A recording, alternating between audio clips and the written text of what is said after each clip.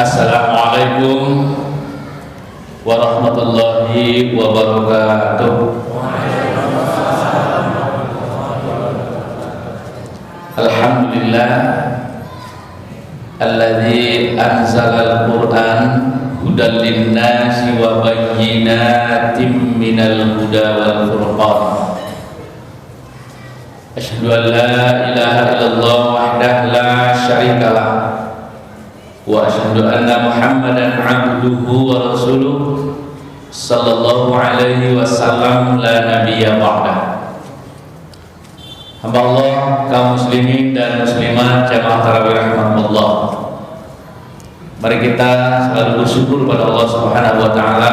Alhamdulillah, dengan nikmat dan rahmat Allah kita masih diberinya hidup dalam keadaan sehat wal afiat. Baik, sehat Bapak Ibu. Kemudian apa saja yang kita lakukan kebaikan pada hari ini, baik di siang hari ataupun di malam hari ini, baik siang Ramadan atau qiyam Ramadan, dengan segala keletihan kita, insya Allah akan dibalasi dengan pahala yang berlipat ganda oleh Allah. Amin ya rabbal alamin. Kemudian mari kita sampaikan salawat dan salam untuk Rasulullah Muhammad sallallahu alaihi wasallam beserta keluarga, para sahabat dan para pengikutnya yang setia sampai hari kiamat. Allahumma sholli wa sallim wa barik alaihi. Dan siapa saja yang berselawat kepadanya satu kali, maka Allah menjanjikan rahmat, 10 rahmat akan diberikan kepada kita. Oleh karenanya, mari kita senantiasa berselawat kepada Rasulullah SAW, manusia pilihan yang telah ditunjuk oleh Allah untuk membimbing umat manusia agar selamat hidup dunia dan akhirat. Hamba Allah, Bapak Ibu, jamaah tarawih rahimakumullah, sampai malam ini inilah jamaah terbanyak yang saya temui. Di sini yang hadir datang semua. Alhamdulillah. Andai kata ini bisa dipertahankan sampai setelah Ramadan, ini akan menjadi sesuatu yang sangat luar biasa. Dan malam ini kita peringati turunnya Al-Quran sebagai pedoman hidup yang Allah jamin kamu tidak perlu gelisah, tidak perlu takut, tidak perlu sedih, tidak perlu khawatir. Ada bimbingan hidup sehingga kamu akan selamat menjalani kehidupan ini. Dan kita baca ayat Allah pada peringatan kali ini, surah Al-Ma'idah, surat kelima ayat ke-82. A'udzu billahi minasyaitonir rajim. Bismillahirrahmanirrahim. Latajidanna asyaddan nas adawatan lil ladina amanul yahuda wal ladina asyraku wala tajidanna aqrabahum mawaddatan lil ladina amanul ladina qalu inna nasara dzalika bi anna minhum qissisina wa ruhbanan wa annahum la yastakbirun. Sadaqallahu azim. Kemudian Allah mengingatkan kepada kita di dalam surat Al-Hujurat, surat ke-49 ayat ke-13. A'udzubillahi minasyaitonir rajim. Ya ayyuhan nas inna khalaqnakum min dzakarin wa untha wa ja'alnakum syu'uban wa qabaila lita'arafu inna akramakum indallahi atqakum innallaha alimun khabir. Bapak Ibu, menjadi orang Indonesia, lahir dari rahim bangsa Indonesia ini pilihan atau takdir ini Pak? Lahir dari rahim orang Yahudi atau orang Nasrani itu takdir atau pilihan? Takdir. Terlahir menjadi orang Jepang, Cina, Amerika, Arab, Afrika, itu adalah takdir. Dan takdir itu kita hanya menerima apa adanya. Kalau bahasa baik umumnya given. Pak terima siapa aduh. Jadi hidung-hidung awak na minimalis model kok Pak. Itu aja oleh ini ndak dipesan dari dulu rumah. Tapi ketika kita lihat dosana awak di Eropa, di Afrika, kok hidungnya agak mancung-mancung. Tiba dia awak minimalis, jangan pesek. Minimalis. Kalau minimalis itu kan ketek rancak, apa? Dan ini bukan pesanan kita Pak. Ini adalah takdir. Kita terima apa adanya. Dan agama diturunkan Allah bukan untuk merubah fisik ini, merubah gen, bukan.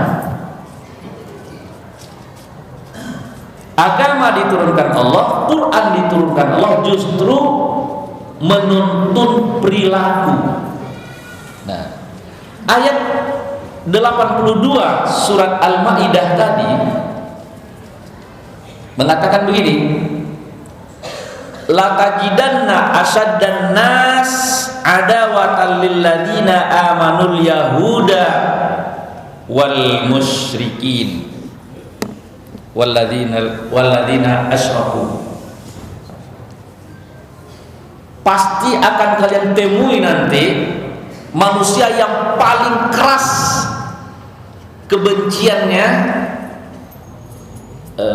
ketidaksukaannya kepada orang-orang beriman adalah orang-orang Yahudi dan orang-orang musyrik. Tentu Yahudi dalam konteks ini adalah Yahudi bukan gennya, karena boleh jadi dan bisa terjadi dia tidak Yahudi, dia orang Puri, tapi kebenciannya kepada Islam itu melebihi lo Yahudi. Ada enggak Pak? Mudah-mudahan ada ya, mudah-mudahan. Nah, karena begini, watak itu bisa menimpa siapa saja. Karena menjadi baik dan menjadi buruk ini bukan takdir, ini pilihan. Nah, Al-Quran sebagai petunjuk menginformasikan kepada kita orang yang paling keras permusuhannya, kebenciannya kepada Islam itu adalah orang-orang Yahudi dan orang-orang musyrik. Di negeri kita ini, di Indonesia Raya kita ini, ada enggak yang benci dia kepada Islam? Bahkan dia Islam pula. Ini enggak lo Yahudi dah. Itu maka di sini bukan Yahudi secara gen, tapi Yahudi secara watak. Nah, kita baca dulu sirah atau sejarahnya. Kenapa orang-orang Yahudi dibenci? Orang-orang Yahudi ini dia telah mendapatkan informasi yang sangat rinci dan jelas di dalam kitab Taurat bahwa akan datang Nabi akhir zaman dengan ciri-ciri fisik, dengan ciri-ciri pengikut, dengan ciri-ciri nasab. Bahkan di Taurat itu digambarkan bahwa Nabi akhir zaman itu nanti akan hijrah ke sebuah negeri yang diapit oleh dua batu besar, dan negeri itu negeri yang subur. Itulah ternyata Madinah. Maka datanglah orang-orang Yahudi ke Madinah untuk menyambut Nabi akhir zaman ini. Dia pasti hijrah ke sini. Nah, begitu orang Yahudi hijrah ke Madinah, ketika itu namanya Yasrib. Di sana sudah ada penduduk asli Arab, dua suku besar, Aus dan Khazraj. Nah, Yahudi ini otaknya begini, supaya awak tidak diganggu do pendatang baru dia adu-adu penduduk pribumi ke taruh. Dia song taruh sehingga nyoba cakap taruh, tidak sempat nyoba pikir jika orang pendatang ke. Nah, ada ndak watak yang seperti itu, Pak? Diadu-adu pribumi ke supaya pendatang ke aman. Ada. Itu watak Yahudi itu. Parangai. Maka tinggallah mereka di Madinah, tiga suku besar. Ada Bani Qainuqa, ada Bani Nadir, ada Bani Quraisyah. Yang mereka menyampaikan hampir setiap hari, apa katanya kepada penduduk Madinah? Nanti di akhir zaman ini akan lahir nanti Nabi terakhir menurut informasi kitab kami, katanya. Dan Nabi itu akan hijrah ke sini. Maka kami, ketika Nabi itu hijrah, kamilah orang pertama yang akan menjadi pengikutnya, dan kalian akan kami perangi. Jadi dia Yahudi itu hadir ke Madinah menunggu Nabi terakhir ini. Jadi di kepala orang Madinah lah ada mindset akan ada nabi-nabi, berbeda dengan isi kepala orang Quraisy yang belum tahu nabi itu apa. Sehingga ketika Nabi mengatakan bahwa dia adalah nabi yang diutus Allah, Rasul, itu ngangak-ngangak isi orang Makkah tuh, Pak. Malah nyokeceng gilo, gilo Muhammad, kebarangin Muhammad. Beda dengan orang Madinah. Orang Madinah belum lagi Nabi hijrah ke Madinah, orang Madinah itu sudah banyak yang beriman, karena mereka ingin tahu. Begitu mendengar ada berita dari kafilah dagang Mekah yang melintasi Madinah ke Syam, di Mekah itu ada katanya orang yang mengaku Nabi, maka otak orang Madinah langsung connect ke cerita-cerita Yahudi tadi. Jangan niko namanya cerita-cerita di orang Yahudi mana? Kalau benarlah itu Nabi akhir zaman, berarti ini sana awak dari Arab, keturunan Arab. Maka mereka bergegas di musim haji, datang dia ke Madinah. Mereka tanyakan, benarkah di sini ada orang yang mengaku Nabi? Ternyata benar. Bertemu mereka dengan Rasulullah, dan mereka langsung beriman. Mereka tidak ingin didahului oleh orang Yahudi. Sampai mereka membaiat Rasulullah, namanya baiat Aqabah. Mereka pulang ke Madinah memberitahukan bahwa benar Rasul Nabi terakhir yang diceritakan orang Yahudi ternyata dunsana awal dari kalangan kita, dari Quraisy Mekah. Mari kita beriman kepadanya sebelum orang Yahudi beriman. Maka sebelum Nabi hijrah ke Madinah, orang Madinah sudah banyak yang masuk Islam. Maka tiba saatnya Nabi diperintah hijrah ke Madinah, maka di Madinah sudah ada komunitas Islam. Maka begitu dilihat oleh orang Yahudi, ternyata benar secara ciri fisik, secara ciri nasab, secara ciri pengikut, benar ini Nabi. Apa yang diceritakan? Karena mereka mengenal Nabi terakhir itu sama dengan mengenal anak mereka sendiri. Tapi apa daya, mereka berharap dan persangkaan mereka Nabi itu lahir dari kalangan Bani Israel seperti mereka. Ternyata Nabi terakhir itu lahir dari Bani Ismail. Ini mereka tidak terima. Awak lah talon-solon mengecek.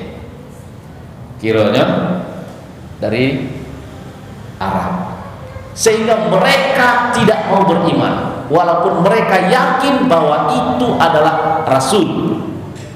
Jadi wataknya dia tahu persis ini kebenaran, tapi karena irinya, karena kedengkiannya, mereka tidak mau beriman.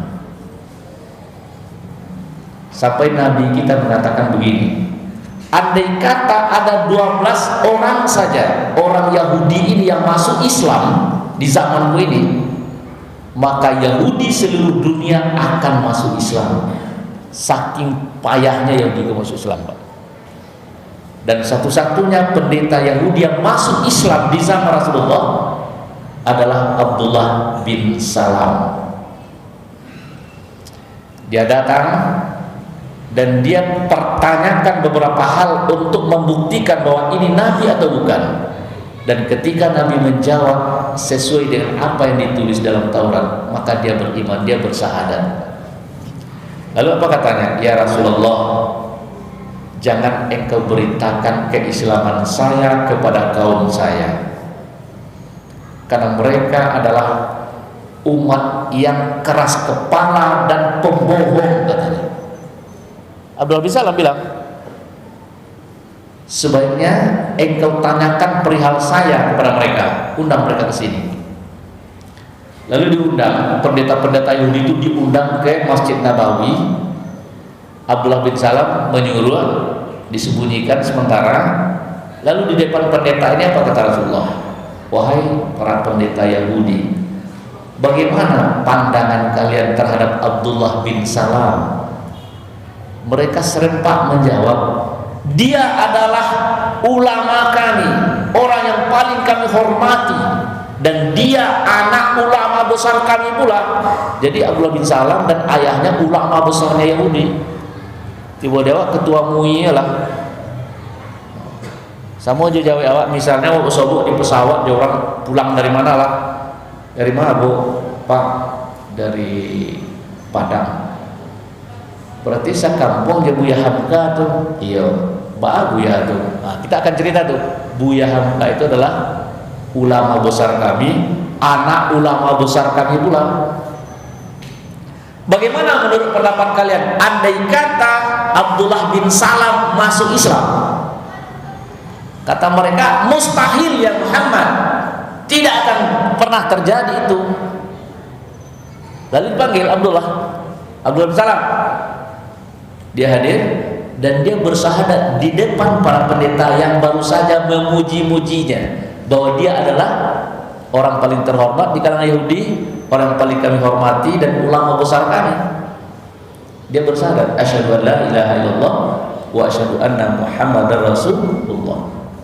Seketika itu juga para pendeta Yahudi itu mencaci maki Abdullah bin Salam. Engkau adalah manusia pendusta dan terkutuk di antara kami, dan anak manusia pendusta juga. Jadi itu watak Yahudi itu. Sabantaku memuji-muji, bro.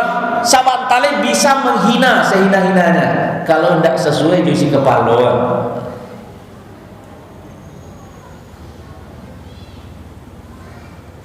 Bapak Ibu, sehingga sejak Nabi pindah ke Madinah, rasa kebencian itu membara.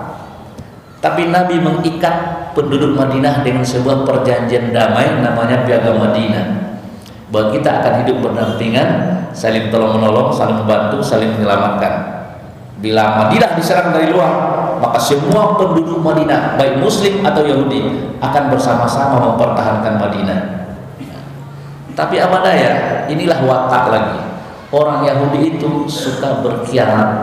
Baginya mengkhianati sebuah perjanjian dengan orang lain itu tidak ada masalah.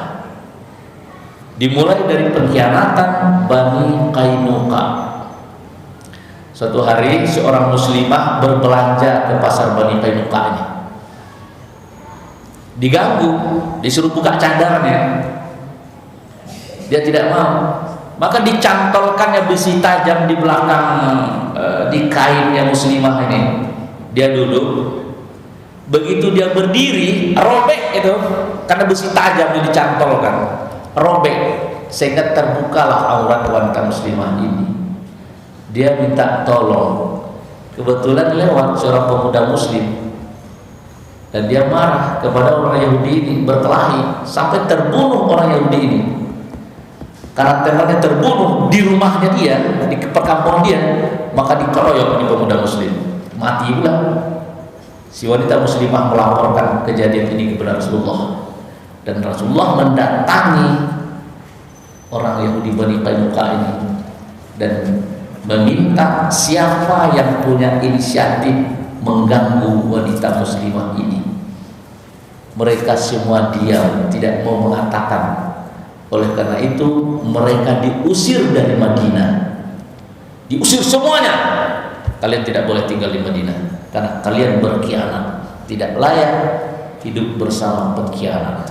Maka terusirlah satu suku Bani Qainuqa keluar, dan mereka pindah ke Khaybar. Nanti akan ada perang Khaybar itu. Kemudian tidak berapa lama Nabi ada keperluan ke Bani Nadir, suku Yahudi juga. Rasulullah, Umar, Abu Bakar, Utsman dan Zubair bin Awwam. Nabi duduk menunggu di bawah sebuah rumah. Lalu pimpinan Yahudi itu mengatakan kepada teman-temannya, tidak ada waktu yang lebih baik dari hari saat ini untuk membunuh Muhammad. Siapa di antara kalian yang mau membawa batu besar ke atas? Ampun aja betul kadang berarti nak mati kan, saking bencinya. Lalu ada yang mau saya, diambilnya betul dan dia naik. Lalu Allah menginformasikan lewat Jibril, Muhammad ada yang berniat membunuh dan bawa batu besar ke atas, engkau segera berangkat. Nabi berangkat tanpa minta izin sama sahabat. Dan ketika itu, budaya ketika itu, kalau duduk satu sama itu tiba-tiba meluncur saya seorang pak tanpa minta izin kemana? Itu tandanya bayi buang hajat. Karena orang buang hajat ketika itu di padang pasir, dia tidak mau ngecek kalau nyampai buang hajat. Jadi kalau meluncur-luncur sewa, itu tanda pe kejamban, maka tidak POO. Ada yang meluncur-luncur sewa, meluncur itu Bapak?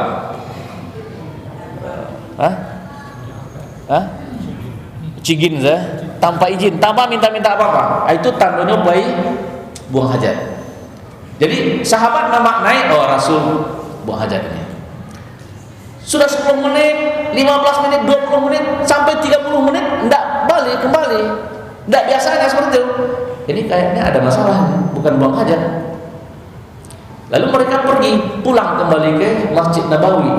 Ditemui oleh mereka Rasulullah sudah siap dengan para sahabat berpakaian perang. Lalu Abu Bakar nanya, ya Rasulullah, apakah engkau keluar untuk perang? Iya. Kemana? Bani Nadir. Bukankah di antara kita ada perjanjian? Iya, tapi mereka berkhianat. Mereka berniat membunuhku. Lalu semua sahabat bersiap dan mendatangi Bani Nadir. Nabi tanyakan, siapa yang berinisiatif untuk membunuh saya? Dan semuanya diam juga. Tidak ada yang mau bicara. Karena itu mereka pun diusir oleh Rasulullah karena pengkhianatan ini. Nah, dua suku sudah terusir, dan yang terusir ini berkumpul di Khaybar. Tinggal Bani Quraizah. Bani Quraizah inilah yang bersekongkol dengan Quraisy menyerang Madinah dan merobek perjanjian damai dengan Rasulullah itu. Ketika terjadi perang Ahzab, perang Khandaq, 10.000 pasukan Quraisy dengan Yahudi mengepung Madinah agar menghancurkan Madinah, dan Yahudi itu dari dalam. Ternyata hikmah Allah gagalkan penyerangan ini. Selama 45 hari mereka mengepung Madinah, Allah hancur leburkan pasukan Ahzab ini dengan badai sehingga kocar kacir dan kembali ke Mekah. Nah, Quraizah yang berkhianat terakhir ini diperangi oleh Nabi.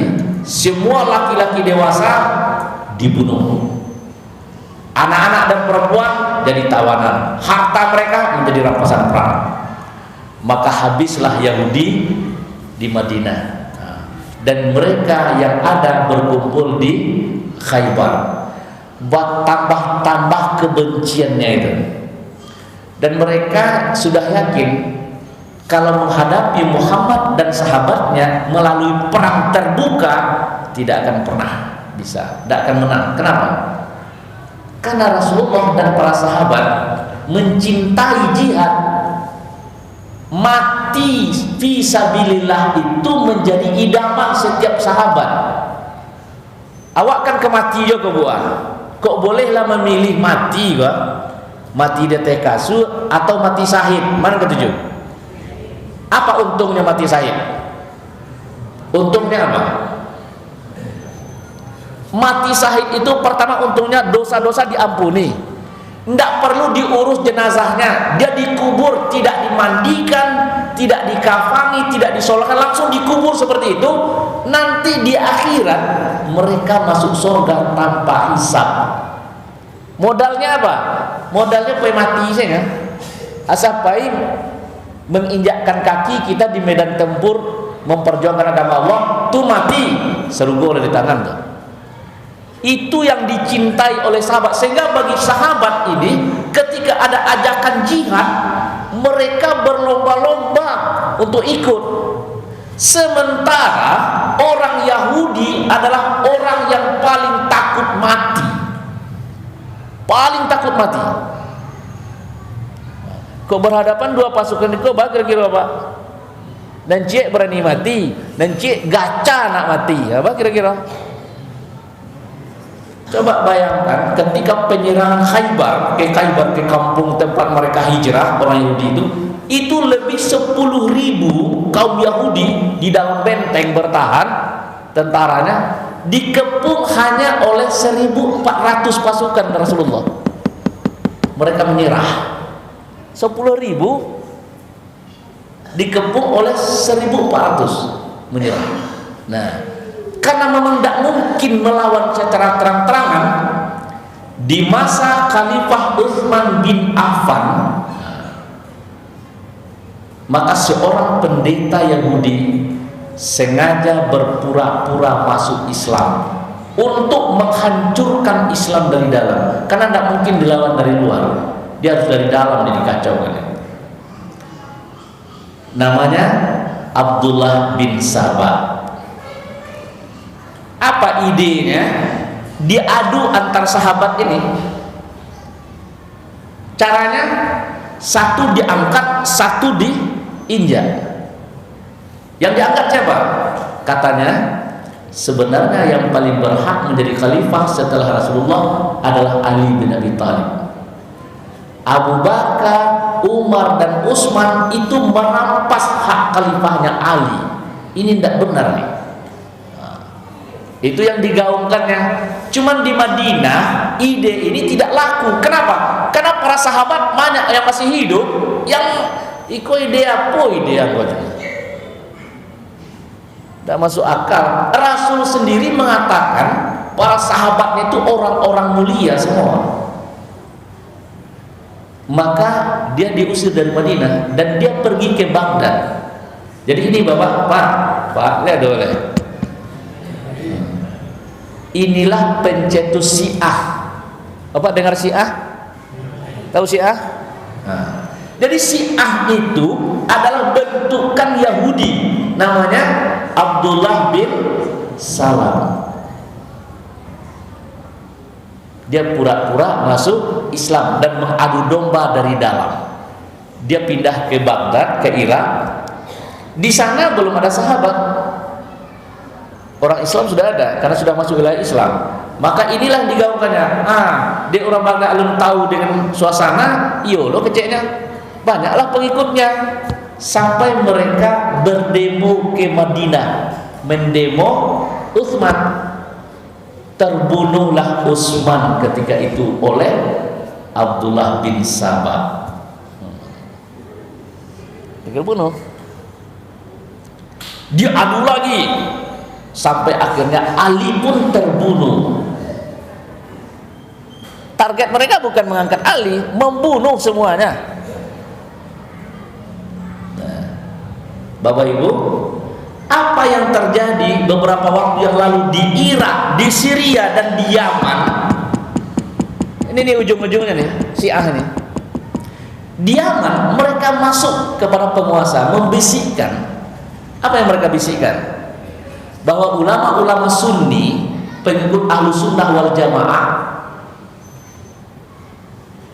yang mengajarkan Quran dan Sunnah apa adanya, itu dihasut kepada pemerintah Yaman, Syria, dianggap itu teroris tuh, tangkuk aja itu radikal, itu bisa teroris tuh semua.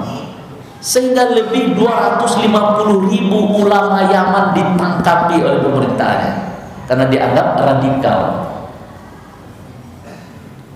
Rumah-rumah tahfiz dibakar karena bisa menimbulkan bibit-bibit teroris. Tiba-tiba bermunculanlah foto Ayatullah Khomeini di sana. Dan mereka mau mengkudeta pemerintah Yaman. Barulah sadar pemerintah Yaman bahwa ini ternyata Syiah. Mereka, pemerintah Yaman minta tolong ke Arab Saudi, Kuwait, Qatar dan negara-negara Islam tetangga. Sampai hari ini perang. Nah, hal ini besar kemungkinan dimainkan juga di negeri kita ini. Kita sesama kita diadu-adu.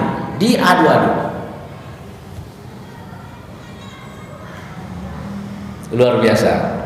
Jadi Bapak Ibu kaum muslimin, janganlah kita tertidur juga lagi. Bangkitlah wahai kaum muslimin. Kita sedang diserang dari dalam.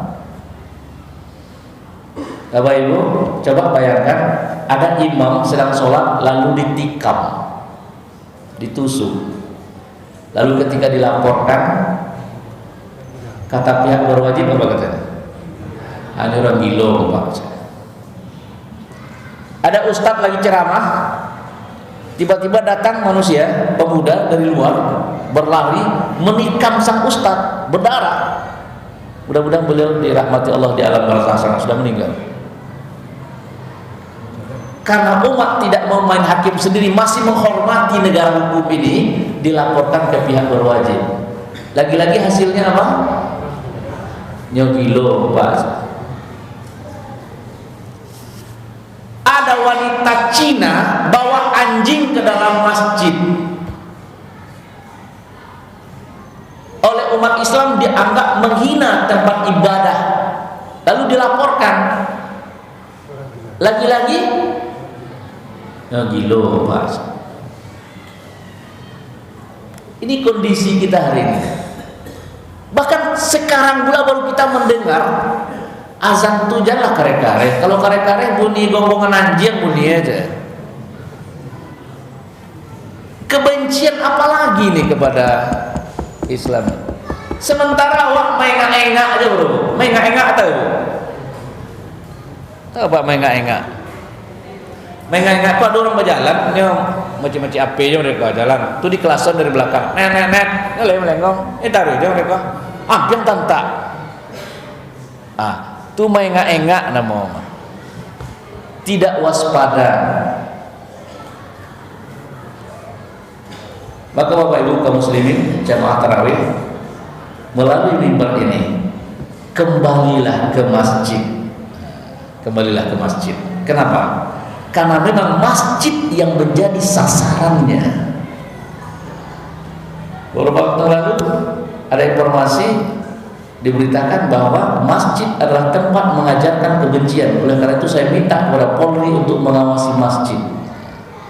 Tapi kalau gereja Anda, pura Anda, hanya masjid. Sampai kita harus diatur tarawihnya, sholat jamaahnya diatur. Yang mengatur bukan majelis ulama. Siapa yang mengatur? Dan kondisi seperti ini Nabi kita pernah menggambarkannya dulu kepada para sahabat. Kata Rasulullah, suatu saat kelak kalian umat Islam ini akan seperti hidangan yang digerogoti oleh belatung. Belatung itu Ibu, ule. Kalau makanan ada ulenya Bu, apa kira-kira? Jangan kebanyak ulek ciek sih jadinya, ngelompet-lompet itu deh. Masih mau nggak kita makan? Kata Nabi, kalian seperti hidangan yang dikerumuni belatung dari berbagai sisi. Lalu sahabat tanya, ya Rasulullah, apakah ketika itu jumlah kami sedikit? Justru jumlah kalian mayoritas, tapi kalian minus kualitas. Kalian banyak tapi tidak berkualitas. Kalian seperti buih, banyak tapi tidak bermakna. Ada gunanya buih itu kalau di laut, Pak. Mampeh Pak kan banyak ruok tuh. Di air laut perahu dia buih kah? Tidak. Di pantai perahu buih kah? Tidak. Ini orang-orang yang pantai saya kah? Tidak ada gunanya. Dan ketika itu kata Nabi, dicabut oleh Allah rasa takut orang kafir kepada kalian, sehingga mereka bersilantas angan kepada kalian. Bersilantas angan, lihat tahu Pak? Itu kondisinya hari ini. Mereka berlantangan, tidak ada takutnya lagi, karena memang tidak layak disegani kayaknya. Sama perangnya jagonya tuh. Lalu sahabat bertanya, kenapa itu terjadi ya Rasulullah?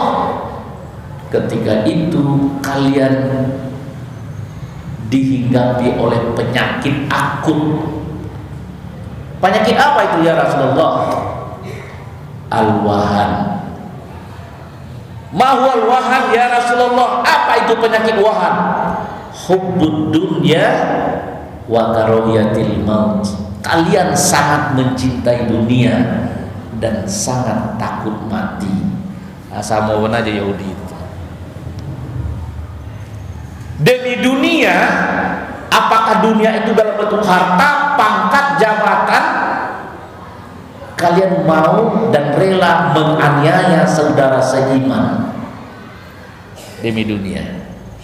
Kalian mau menangkapi, memukul, mengeret-ngeret, membunuh, padahal seiman. Kenapa? Kalian terlalu mencintai dunia dan kalian sangat takut mati.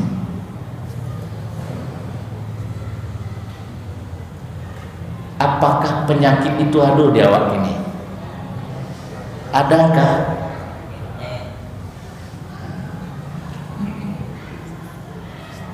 Hamba Allah jamaah tarawih rahimahullah. Maka Nabi dulu, Nabi membentuk peradaban Islam itu dari masjid. Dan bukti ketakwaan umat beriman ini kepada Allah adalah responnya terhadap panggilan Allah.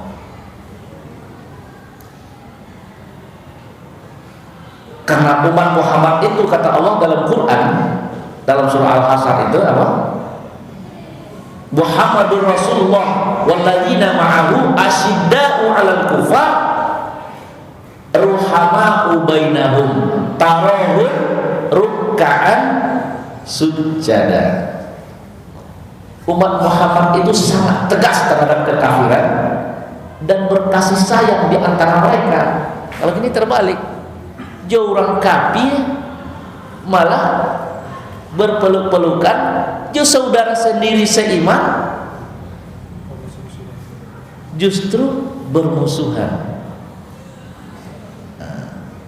Tarahum ruk'an sujada. Kamu lihat umat Muhammad itu kalau ruku sama-sama ruku, sujud sama-sama sujud, dan itu adanya di masjid. Maka Allah panggil kita ke rumahnya dengan panggilan apa? Allahu Akbar, Allahu Akbar. Kalau kalian benar-benar meyakini bahwa Allah saja yang maha besar, maka kata Allah, datanglah ke rumahku. Hayya 'alas sholat. Untuk apa kita hadir ke rumahnya ini? Kata Allah, untuk memperoleh al-falah, agar kalian menang. Kini inilah penyakit kita ini Pak.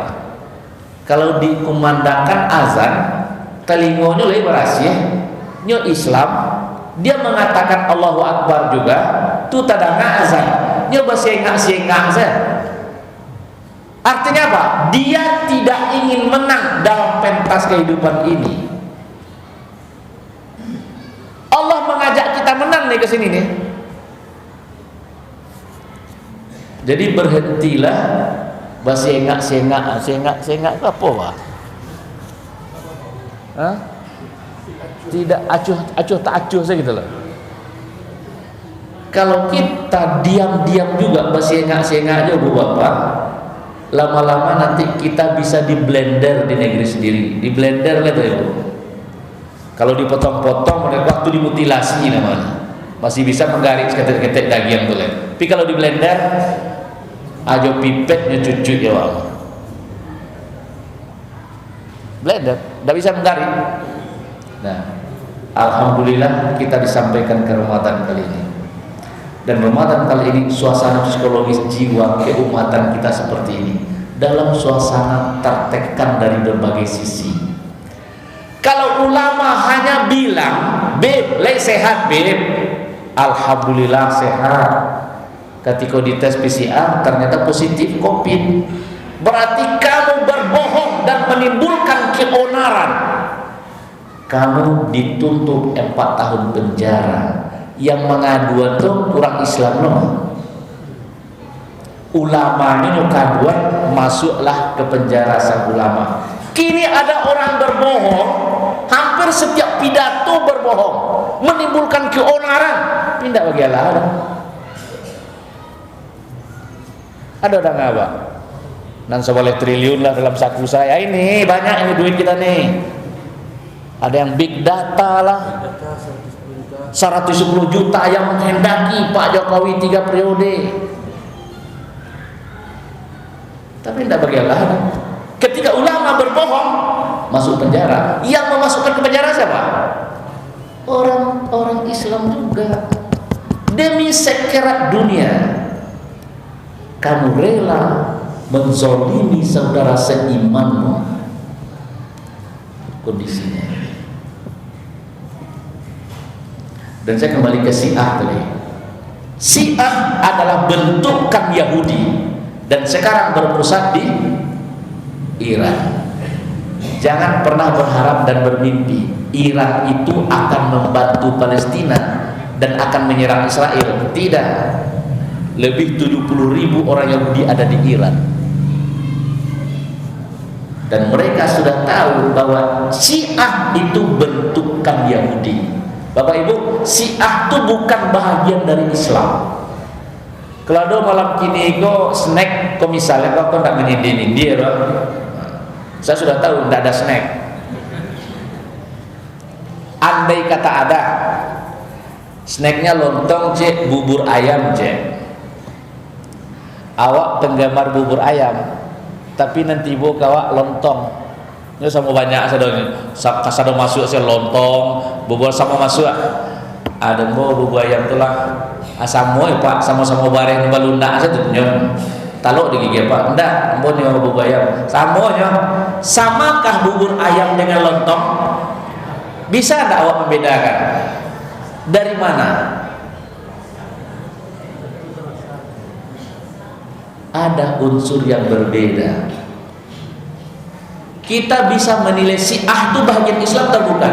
Bukan. Dari mana? Dari rukun Islam dan rukun iman. Sederhana menilainya. Kalau sama rukun Islam, sama rukun iman, itu berarti dia bagian dari Islam tuh. Nah, cobalah Pak sabui aliran-aliran yang ada di negeri kita ini. Contohnya apa?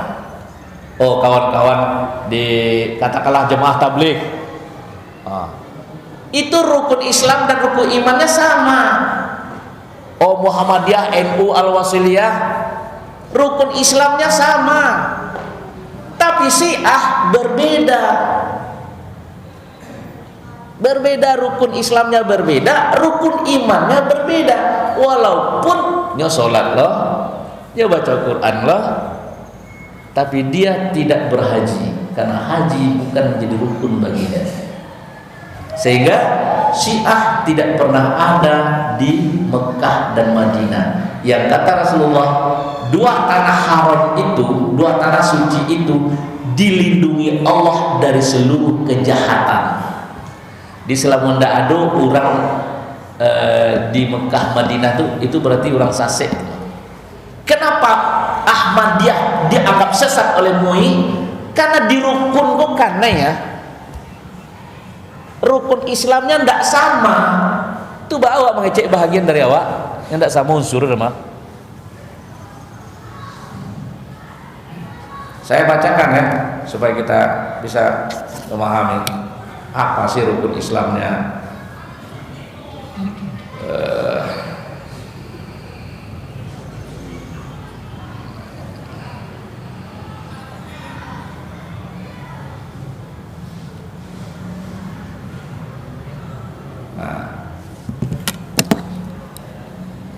Rukun Islamnya Syiah itu yang pertama apa? Bagi mereka tidak ada syahadat.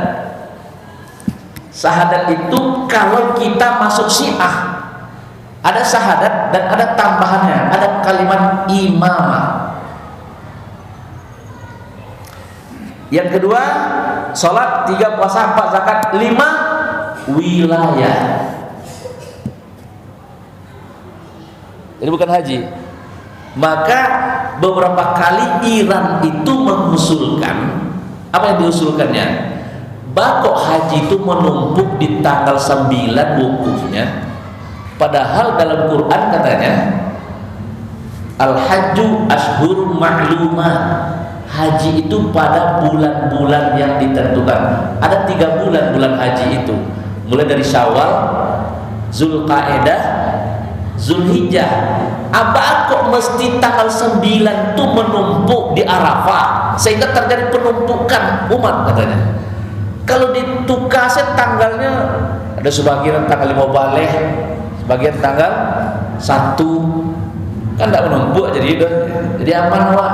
Karena mereka syariat haji ini nggak ada di rukunnya. Dia ke mengacau-ngacau saja. Kenapa mesti tanggal 9? Karena contohnya tanggal 9 oleh Rasulullah.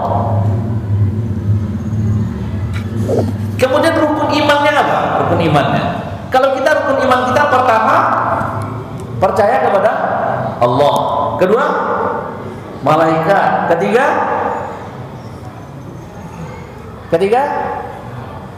kepada Rasul, kepada kita pada hari kemudian, kepada qadar dan qadar baik dan buruk atau qadar dan qadar. Bagi mereka apa? Satu, tauhid. Yang kedua, nubuwah. Yang ketiga, imamah. Yang keempat, al-adl atau keadilan. Yang kelima, al-ma'ad atau kepulangan atau yang kita yakini hari akhirat. Itu rukunnya tidak sama. Walaupun sama-sama sholat, sama-sama baca Quran, tapi mereka mengagungkan satu sahabat dan mengkafirkan sahabat yang lain. Dan ini tidak ada dalam khazanah Islam yang diturunkan Rasulullah. Dan ini yang datang mengadu-adu sekarang ini dengan memunculkan macam-macam lah. Nah, maka kalau kita termakan pula oleh adu domba ini alamat kita akan hancur bersama. Maka melalui mimbar nuzul Quran adalah pedoman hidup kita. Ketahuilah wahai kaum muslimin, orang yang paling keras kebenciannya, permusuhannya kepada kalian adalah orang-orang Yahudi dan orang-orang musyrik. Orang musyrik siapa? Ibu-ibu bawa bareh Solo gak segantang, abalo bareh Dolo gak segantang. Beko masuk ke dalam satu karung, dia digiko-gikoan atau dikeluar boleh. Bisa tidak membedakan mana Solo mana Dolo? Atau diaduk-aduk dalam embe, aku bareh apa kote? Barehan mau dete dah. Kalau ditanya beras syirkah, beras syirik, beras bercampur antara Solo dan Dolo. Di syirik itu artinya bercampur. Dia percaya kepada Allah, tapi dia percaya pula kepada dukun. Bahkan ke dukun agak lebih takut dia daripada kepada Allah. Seketek ke dukun, seketek ke dukun. Fir'aun dulu kalau penguasa yang paling pedukun itu kan Fir'aun. Apa sih mimpinya? Dia bertanya kepada dukun, bukan ke ulama. Jadi penasihatnya itu dukun. Nah, dalam Islam orang padukun itu namanya orang musyrik. Karena dia tidak murni percaya kepada Allah yang Maha Kuasa. Dia butuh bantuan lain. Kalau ada acara supaya hujan-hujan hari, minta ke pawang hujan. Hujan-hujan, pawang itu meminta supaya jangan turun hujan. Inyo sendiri digurui hujan. Atu percaya juga nyo, kama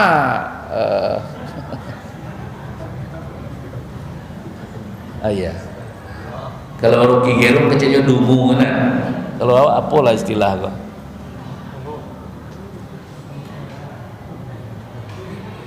Dan dengan entengnya sang dukun itu anak masih kecil, yang Rara itu. Iya, di atas sana tuh ada kulkas besar, ada AC besar, dan itu remote-nya dikasih Allah kepada saya untuk nge-chat. Ini kalau hujan ya pencet hujan, kalau tidak hujan ya pencetnya mati. Kamu mau tak awak tuh yang percaya itu ya? Dan tidak sedikit tuh Bu, tidak sedikit para pejabat yang hobi berdukun, tidak sakit. Jadi kalau dukun negeri dipercayai, maka negeri kita ini dicabut keberkahannya. Di negeri penghasil CPO terbesar dunia, awak lo yang paling pusing mencari minyak goreng apa? Inilah negeriku tercinta ini. Dan seperti apa ke depan, wallahu a'lam. Kalau kita masih engak-engak aja umat Islam ini, ya siap-siap untuk diblend ya. Semua dari sisi mana saja kita sedang terjepit. Awak kamapai mesti aturan ini, aturan itu, aturan itu. Tapi TKA Cina itu langsung saya masuknya bebas ya. Atau aneh-aneh aja lah. Main engak-engak aja Wak. Ibu hati kenapa di negeri kita ini yang katanya dulu yang memperjuangkan kemerdekaan ini adalah para ulama dengan pekikan Allahu Akbar, la ilaha illallah Muhammadur Rasulullah. Sekarang ada kain kalau kita tulis, ada kertas kalau kita tulis la ilaha illallah Muhammadur Rasulullah, ada loh kawan awak yang sesama Islam yang benci dengan tulisan itu, diambil injak-injaknya. Coba bayangkan negara awak kok luar biasanya betapa kondisi umat sedang. Nah, mudah-mudahan puasa Ramadan kali ini membuat kita bangkit, karena kita punya pedoman sebenarnya. Al-Islam ya'lu wa la yu'la alaih. Islam itu tinggi dan tidak akan ada yang menandinginya kalau kita murni berpedoman ke sini. Saya kira Bapak Ibu, mungkin itu yang bisa kita sampaikan pada kesempatan ini.